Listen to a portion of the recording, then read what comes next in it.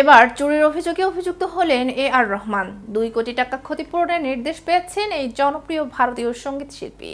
2023 সালে মুক্তিপ্রাপ্ত দক্ষিণী সিনেমা পন্নিয়িন সেলভান 2 এর গান বীরা রাজা বীরাকে ঘিরে তৈরি হয়েছে বিতর্ক।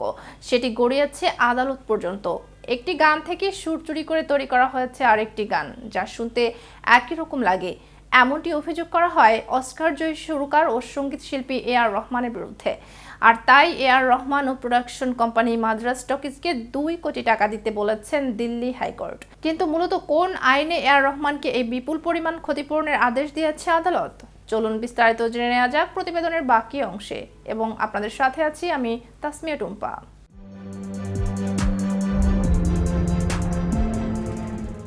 মূলত একটি গানকে ঘিরে কপিরাইট মামলায় জড়িয়ে এর টাকা দিতে নির্দেশ দিয়েছেন আদালত।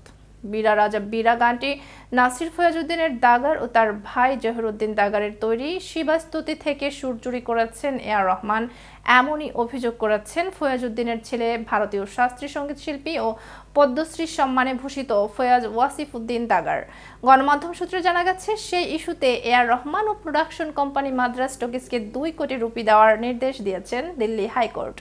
বিচারপতি প্রতিভা এম সিং এর মনে হয়েছে, বীরা রাজা বীরা গানটি শিবাস্তুতির হুবহু নকল না হলেও শুনতে একই রকম লাগে। ফয়াজের দাবি, বীরা রাজা বীরার সুর, তাল ও লয় একেবারেই শিবাস্তুতির কার্বন কপি, যদিও গানের কথা আলাদা। অন্যদিকে আর রহমান বলেন, শিবাস্তুতি একটি সাবেকি কম্পোজিশন, তাতে মিশে আছে ধ্রুপদ। তিনি আরো বলেন, বীরা রাজা বীরা তাদের মৌলিক কম্পোজিশন, যেখানে রয়েছে পাশ্চাত্য সংগীতের মিশেল। 227টি স্তর আছে গানের। এ নিয়ে পানি কোন দিকে গড়ায় এখন সেটিই দেখার বিষয়। উল্লেখ্য, আল্লাহ রাখা রহমান পেশাদারভাবে আর রহমান হিসেবে পরিচিত। তিনি একজন ভারতীয় সঙ্গীত পরিচালক, গায়ক ও সঙ্গীত প্রযোজক।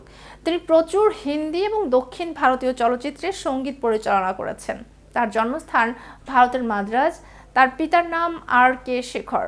মুসলমান হিসেবে ধর্মান্তরিত হবার আগে আর রহমানের নাম ছিল এস দিলীপ কুমার। তার পুরস্কারগুলির মধ্যে রয়েছে 2টি অস্কার, একটি বাফটা পুরস্কার, একটি গোল্ডেন গ্লোব, 4টি ন্যাশনাল ফিল্ম অ্যাওয়ার্ড এবং 13টি ফিল্ম ফেয়ার অ্যাওয়ার্ড। তার কাজের জন্য তাকে মাদ্রাজের মোজার্ট বলা হয় এবং তার তামিল ভক্তরা তাকে মিউজিকের ঝড় উপাধিতে ভূষিত করেছেন। 2004 সালে টাইম ম্যাগাজিন তাকে বিশ্বের সবচেয়ে প্রভাবশালী ব্যক্তিদের তালিকায় অন্তর্ভুক্ত করে। 2009 সালে লন্ডনের ওয়ার্ল্ড মিউজিক ম্যাগাজিন তাকে ভবিষ্যৎ পৃথিবীর মিউজিক আইকনদের মধ্যে একজন বলে অভিহিত করে। বাড়ির ভেতরের একটি স্টুডিওতে তিনি একটি তামিল ছবি রোজার মধ্য দিয়ে তার সিনেমা মিউজিক ক্যারিয়ার শুরু করেন 1992 সালের দিকে। ভারতের ফিল্ম ইন্ডাস্ট্রি এবং ইন্টারন্যাশনাল সিনেমায় কাজ করার মাধ্যমে তিনি বিশ্বের সর্বকালের সবচেয়ে বেশি বিক্রিত হওয়া রেকর্ডিং আর্টিস্টদের মধ্যে একজন।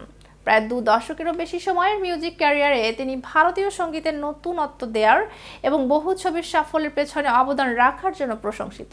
তিনি একজন মানবতাবাদী এবং দাতা হিসেবে আবির্ভূত হয়েছেন, পাশাপাশি অনেক চ্যারিটির জন্যও অর্থ সংগ্রহ করে প্রশংসিত হয়েছেন। আজ এ পর্যন্তই। এতক্ষণ কেটিভির সাথে থাকার জন্য ধন্যবাদ।